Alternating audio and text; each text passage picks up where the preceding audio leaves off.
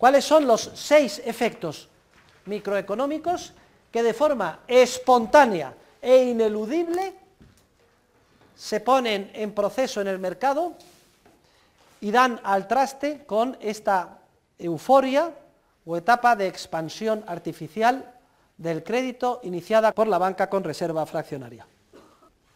Primer efecto, subida en el precio de los factores de producción.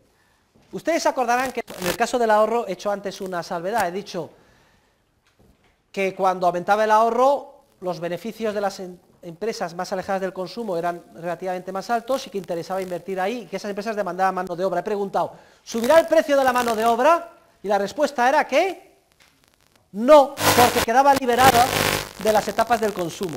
Como ahora no queda liberado de las etapas del consumo, porque la gente sigue consumiendo al mismo ritmo que antes, solo es posible atraer factores de producción hacia las etapas más alejadas del consumo si se paga más por los factores de producción, por la mano de obra y los recursos de la naturaleza. Entonces, el primer efecto que se nota en el mercado es que empieza a crecer y a crecer y a crecer los salarios y el precio de los otros factores originarios de producción, los recursos naturales, materias primas, y se pone por las nubes. ¿Qué pasó justo antes de la crisis financiera con el precio de las materias primas? ¿Qué pasó con el precio del cobre hace 1 año y medio? ¿O del petróleo? ¿A cómo se puso? Por las nubes. Primer efecto. No se liberan recursos y hay mucha más demanda monetaria de ellos. Ya a este precio tan alto de los factores de producción es un primer aviso a los empresarios, porque ellos hicieron sus estudios, sus proyectos empresariales pensando un coste, que ahora resulta que es mucho más alto del que pensaban. Sin embargo, está en la euforia y la borrachera de la burbuja, que este primer toque de atención no es suficiente para paralizar los procesos iniciados. Y entonces, temporalmente, en el proceso, se produce un segundo efecto, y es que posteriormente se produce un importante aumento en el precio de los bienes de consumo. ¿Por qué?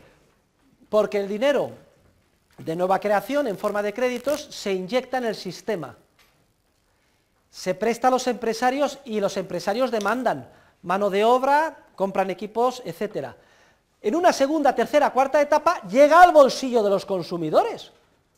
Y los consumidores, como siguen consumiendo al mismo ritmo que antes y ahora tienen mucho más disponibilidades monetarias, ¿qué pasa con el precio de los bienes y servicios de consumo? Como el consumo no se reduce y tenemos mucho más dinero, el precio de los bienes y servicios de consumo tiende a subir. ¿Qué es lo que experimentamos hace justo 1 año y medio, 2 años con el IPC? Que empezó a dispararse, a subir el precio de los bienes de consumo en Europa, España, Estados Unidos, etc. Primero porque hay un aumento en la renta monetaria de los factores originarios de producción. Segundo, además, porque cuando los empresarios demandan factores de producción para proyectos que van a madurar en un futuro más lejano, se produce una ralentización en la llegada inmediata de bienes de consumo. ¿Qué pasaba en la etapa de la euforia? No había posibilidad de conseguir ni siquiera una mesa en un restaurante. Había que reservar, había tortas para entrar en una discoteca, para todos los bienes de consumo. Se había ralentizado la llegada de ellos porque muchos factores se habían llevado a etapas más alejadas y además había mucha demanda monetaria. Era la época de la euforia, los precios desbocados, etc. Además, la subida de los precios de los bienes de consumo produce un efecto de aparente bonanza empresarial. Parece que cualquier cosa puede venderse al precio que sea. Hay un crecimiento artificial de los beneficios. Y esto hace, joder, pues qué millonario soy, que mucha gente aumente todavía más el consumo.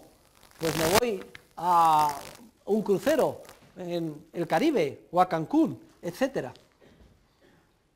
Consumo a su vez de capital en la etapa de la euforia. Pero hay un tercer efecto.